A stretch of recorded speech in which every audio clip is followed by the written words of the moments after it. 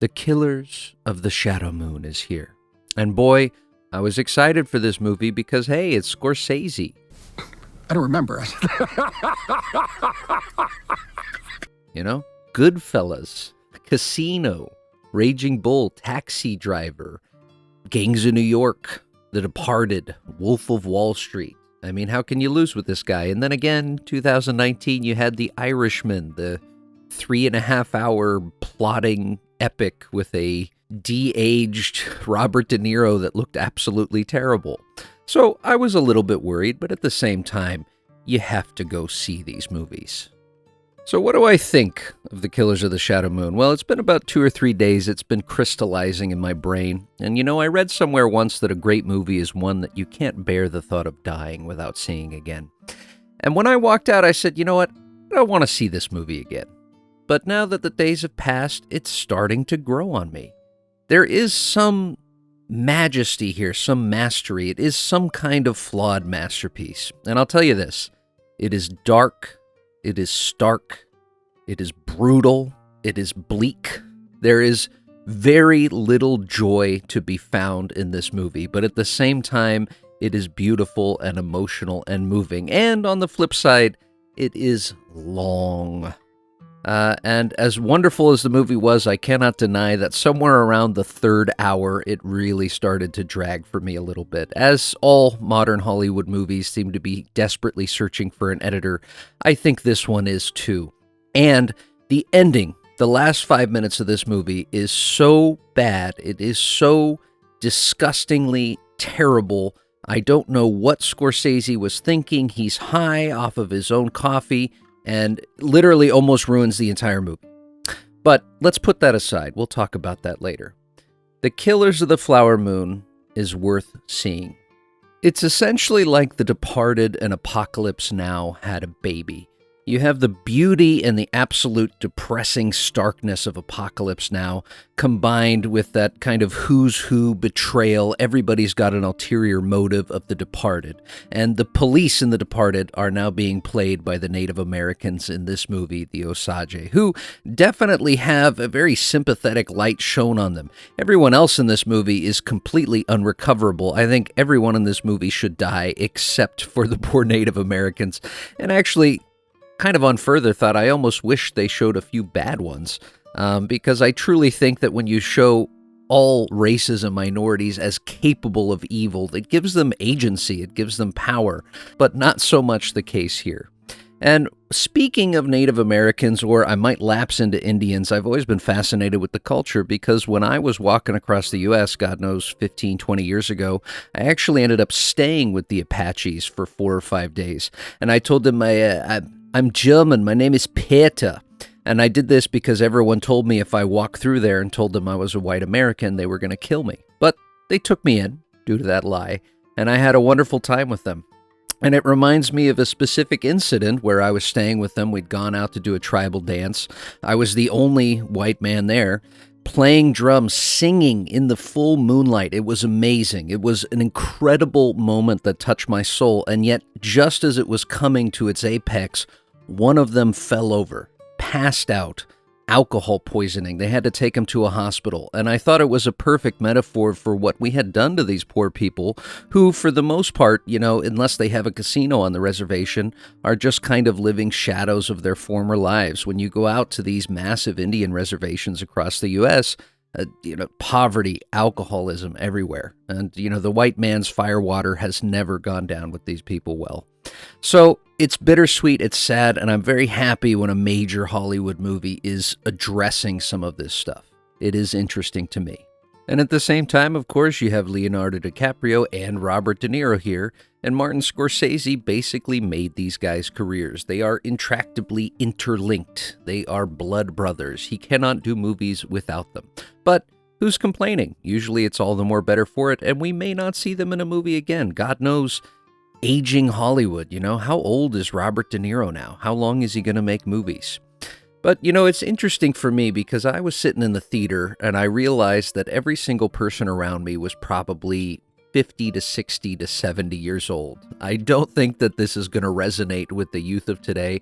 And once again, it's a reminder just how old all of Hollywood is getting. And it's sad, there's no superstars anymore. I think we killed and consumed ourselves with sequels, prequels, and remakes. Star power is dead. Great directors are dead. And that's really what you need to move original IP forward, and that's what people are craving. So the one happy time in this movie is right at the beginning, and you've got a great setup here. You've got the Osage people, they're living on the reservation, there's an earthquake, and oil spurts out of the ground, and they're dancing amongst this oil fountain, and it's this beautiful shot, this great music. And then you flash forward, you've got these vignettes of these old black and white movies showing that they are now the richest people on Earth per capita. They've kept their land, and now it is this strange area where you have well-dressed, Indians, Native Americans. They're wearing all the latest fashions. They're driving Rolls Royces, and you have the white man serving them hand and foot. They're the chauffeurs. They're the servants. They're the drivers. They're all here to be their servants and just try to get the trickle-down effect, as Reagan would say, the leavings of this money. And so the setup is great. I love it. Let's go. And, even in the opening shots, you see this unwashed horde of old white working class men coming off the trains to work in the oil fields, and the camera's super claustrophobic and shows them fighting amongst each other and dirty. And then in the foreground, you have the wealthy Native Americans lording over and looking at these poor scabs of humanity. And it's just a great concept. Sadly, this really fun setup is brought down. It is ruined inside of maybe 10 minutes when you have Scorsese's first shocking and appalling senseless murder. And I will say he's always specialized in this. He's always specialized in kind of moving the plot forward, and then suddenly, randomly, all of a sudden somebody is killed in a just brutal fashion very quickly, which seems like it would reflect real life. What's all the more horrible here is in most of his movies, it's usually someone who deserves it. It's someone who's going to get it. They're in the mafia. They've done a bad thing, whatever else. But in the opening sequence, you have a beautiful 20-year-old Indian woman with her baby in a stroller, and she's just shot unceremoniously out of a window. And it's horrible. It's like, oh my God, probably the most horrific cold-blooded murder he's ever filmed. And believe me, that is where the fun stops. We are going to be in this space for the rest of this movie, and it is as horrible as it is tragic and beautiful.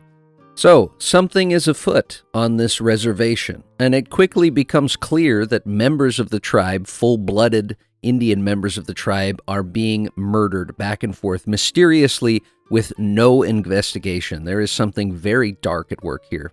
And it reminds me that I would actually say the movie was fairly predictable, but sitting in the theater, I realized I didn't care. It was just good filmmaking. For instance, there's a beautiful shot of a wedding, and there's a sick girl sitting underneath a tree, and Robert De Niro, who, by the way, big props here, has the most amazing Indian language accent I've ever heard. He definitely put in work here on it, is saying a prayer over her and talking about how life is going to get better. And I knew that in the next shot, it was going to show her dead in her bed. And you know what? It was. But I realized I didn't care about that because that's what it's what needed to happen to move this movie forward in its horror.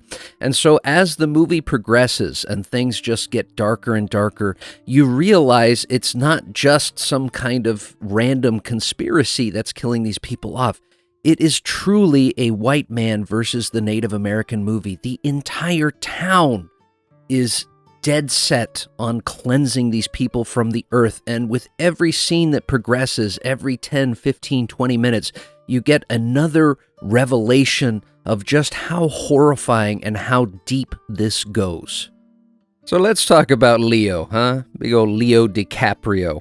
I got one laugh out of this movie towards the beginning. And that laugh was that he comes to this town and talks about how he just got out of World War I as a cook. And I'm sorry, Leo, you're 50, son, okay? You're about 30 years older than you should be in this story. But, we got over that laugh and we moved on. And I'm happy he's here because he instills his part with just, wow. Okay, so first of all, he is playing a working class guy. This is the kind of range we've come to expect out of this guy. I've never seen someone intentionally lower their IQ this much and yet pull it off at the same time. When we first meet him, he's got these big old buck teeth. little bit dirty. He's talking to his wealthy uncle, Robert De Niro, and, his uncle's talking to him, and he's going, yeah, I can read. And, Robert De Niro says, here's a book. I want you to read up, son. We got to smarten you up. And then his uncle says, do you like ladies? And go, yeah, I like the lady. I like the big ladies, And he's just, in his subtle mannerisms, the lowering of his voice, the kind of mumbling off, you really get the sense that he's just a working class boy, man. He pulls that off. Now, my biggest shock with his character, not to say he doesn't pull this off either, is the depth of his depravity. When we meet him, as I just mentioned, he just seems like kind of an average guy, though you get the impression he's a little rough around the edges, and you see this early in the movie. He's doing midnight robberies of some rich Native Americans. He's taking their jewels. He's a rough old boy. But then, and I don't know if there was a scene I missed, I had to run to the bathroom for literally a minute, okay? I ran and I rushed back. Everything seemed to be the same. In fact, we were in the middle of the same scene. But all of the sudden, in the middle of this movie, there's no decline. He's just suddenly a brutal murderer. And yet, you feel it. You believe it. It's weird. He's kind of been lulled into this, or maybe this was the way he always was. But I will say that he does an incredible job of garnering a little bit of sympathy for his character. And you feel his depression and his losses, but at the same time, I'll tell you, when the movie ended, I had no sympathy for this man. This is a terrible, terrible person. Opposite Leo, we have Lily Gladstone, who I looked up, and she's a Native American, and she's been mostly in Native American films. And I'll tell you, I wish we could see more of her. Sadly, I think this is going to be one of those sad cases of, what was that, Cibriel Gadaday in Precious? I just don't think there's much demand in Hollywood for a late 30s Native American woman, and I think that's a loss for everybody because she's fabulous in this. She really instills her character with this very sober, quiet intelligence. She clearly sees much, much more than she ever speaks, and you believe the romance between her and Leo, though I will say, sadly, I think he dumbed down his role a little too much. She's a little too smart to kind of wonder what she sees in this guy, but at the same time, I had to ask myself, 1930s little tiny village, maybe she doesn't have all that much to choose from. And their chemistry truly is great, though ironically enough, in real life, she's about 17 years older than any woman Leonardo DiCaprio would ever touch. The biggest compliment I can pay in this 3.5-hour epic. None of their scenes are slow. You absolutely have that little magic, that chemistry between every scene. You buy their relationship, and my God, the things this couple goes through and the things that he does to his wife are unbelievable. And I've been thinking about Robert De Niro's performance over and over again for a day or two now. And outside of the accent, as I've already mentioned, is fabulous. Whoever was his elocution and accent coach really did a bang-up job. I'm actually really impressed. On the surface, it seems like a standard Robert De Niro performance. But the more I think about it, I'm really impressed because he has, of course, this fatherly aspect to his character. Everyone calls him king, everyone looks up to him, and he gathers people around him like this great preacher and says loving and wonderful things and kind of guides his community. And it's really impressive because I buy the duality. I buy that he really cares about these things and has these feelings, but at the same time, he is actually the most evil man to ever exist. And the movie never really hides this. I think you're aware kind of from the start that he has very dark and underhanded dealings, but I'm really impressed actually how they pulled that off. And it reminds me kind of one of the penultimate scenes. He's trying to get Leo to sign a contract, sign away land rights in the events of his death. And even though he's just singing and saying his sweet nothings to Leo while he's talking about this, the paper of the contract is being reflected in his glasses, and it's the perfect metaphor for, despite whatever's coming out of his mouth, these are the true intentions of this diabolical man. So actually, I'm going to give him an A here. The more I think about it, the more impressed I am. He actually really added to this movie. And it's these three that really make up the bulk of the film. 90% surrounds this triumvirate. You have Jesse Plemons, who's the new and up-and-coming actor married to that seat filler, Kirsten Dunst. Here's a seat filler. Can we get you up, honey? You want to go Bathroom? Okay. Let's just get you. Thank you. Seat fillers. Love them. Jesse, I loved you in Power of the Dog. But he specializes in what he always has been, which is kind of unassuming and yet secretly dangerous. And just like Oppenheimer, you have this huge cast of minor characters that swoop in and make little appearances. You know, a call has gone out. Scorsese's making a new movie. But if anything, I think this kind of draws away from it. You know, you've got Brendan Fraser making an appearance. But for me, that was just distracting. It's like, oh, it's Brendan Fraser. John Lithgow. A couple more, but to be honest, when you look at this movie as a whole, it's about these three, and the rest are just sad side characters. I do think they portray the Osage people in a wonderful and honorable light. If anything, I almost wish there was a little bit more badness to them. You know, I've always felt that if you could make someone evil, and I'm not saying everyone, but make a bad character evil, it gives them agency, and I tire of modern movies portraying basically non-whites as bastions of good. But when you look up the real story of this, they most certainly were. They were taking advantage of. The true story of the murders between 1920 and 1930 was just an all-out slaughter, which essentially was almost a race war, though certainly as portrayed in this movie. I will say the men they found to play the tribal chiefs are great. They make some great scenes. The sisters of Molly, Leo's wife, are great. And there is a beautiful, I have to mention, I have to look up her name, beautiful death scene featuring her mother. It may be one of the most beautiful death scenes ever filmed. It was shockingly good. If anything, just for this 1 minute sequence, this movie is worth watching once. Though, I think, as I mentioned earlier, I'm not sure if I want to watch it again. It's like the death of a family member. It's difficult to sit through.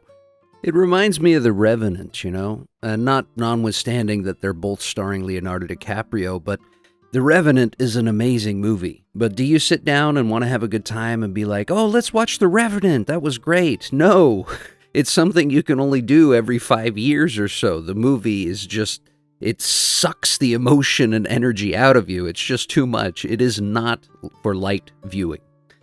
All right. Let's talk about the bad, because I've certainly been licking this movie's anus quite enough now. What is bad, is the length. And it is justifiable. This is an epic story, but at the same time, I cannot deny that in the final hour, let's say after about 2 hours and a half, I was 100% on board, I was involved, I was interested. And as a side note here, you know, they do have little vignettes of modern life. You know, there's an early scene where they have photographers selling pictures, and I like the layers that are created here. And the story carries you only so far, but it's in this final hour that I really started to start sneaking peeks at my watch. And it's very sad for me because the final hour of the movie involves a trial. And I just think, much like Oppenheimer, this is coming too late in the game. I almost wish they'd pulled a kind of Inglourious Basterds ending. For instance, there's a powerful scene where the Native Americans are telling these Texas Rangers, please help us. If we knew who our enemies were, we would fight them. And so, you know, in the final hour of this movie, they know who their enemies are, and I really just wanted the tribe to go out and gun down these bastards. But that is not how things ended in real life. And so you do get just, I wish there had been a little bit of editing there. I would have loved for this to have been a 3-hour movie as opposed to 3.5. I think there is a bit of fat you can cut out of it. And now, the really important part, the ending. And if you've seen this movie, I'm talking about the last 5 minutes. And let me tell you something. I am getting so goddamn fired of these directors sniffing their own farts. It's straight out of, what was the Wes Anderson movie, Asteroid City? It's straight out of Oppenheimer. The ending of this movie, what would have been a beautiful and picturesque little montage, all they had to do was have black and white pictures, maybe of the actor and the real person next to them, talking about what has happened after this epic story. But instead, and this, I mean, it was like someone had punched me in the crotch. You have this bizarre sequence where there's this, 1950s band playing, and there's a radio host going, Lucky Strike is the best. And the radio host starts announcing what happened to all of these characters after the fact. Leo went and did this, and and Molly died of diabetes in 1964. Bye, Lucky Strike. And then Scorsese himself, the hubris, comes out and thanks everybody for watching and announces what happened to the last, I don't know, whatever people. And I don't care about the symbolism of this scene. There's no doubt, someone's going to write an essay somewhere about the symbolism of the death of these people's way of life and American consumerism coming in, and how, in the end, all this horrible murder and tragedy is pushed aside and we go on with our lives in the American West. Who gives a shit? It is the worst thing I've ever seen. It's like taking a potential masterpiece and just dropping a giant turd right at the end. I was so distracted. And plus, once again, they're just naming these people. I was trying to catch up. Wait a minute. Who was Willie again? Who was Charlie Burkhart? Who was Blue Joe Black? I couldn't remember off the top of my head, and they're giving these half-sentence synopsis of what happened with the rest of their lives. And Johnny Mnemonic went off and did this and did that. And I was, what? It's so horrible. It's so frustrating. It's so bad.